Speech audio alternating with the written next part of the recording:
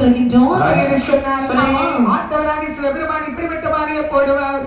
புல்லெருகில் எருக்கள் தும்பையும் போதை மாறி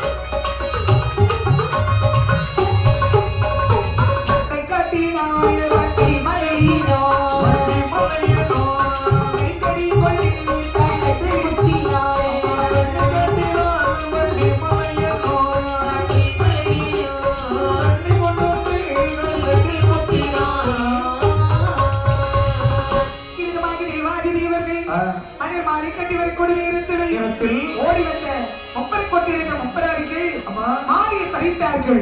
மாரியை சின்னத்தன பறித்தார்கள். மாரி கட்டியிருந்த கைத்தில் ஐந்து கருவாடு கட்டி தேவர்கள் கழுத்தில் கூட ஓட ஓட அடித்து உடைத்து விட்டார்கள். ஓட ஓட அடித்து உடைக்கும் போது இந்த தெய்வாதி தேவர்கள் அழுது கொண்டு கைலாசமலை அந்த சிவனுடைய கைலாச மலையை வந்து ஆண்டவராக பகவானை போற்றினார். போச்சு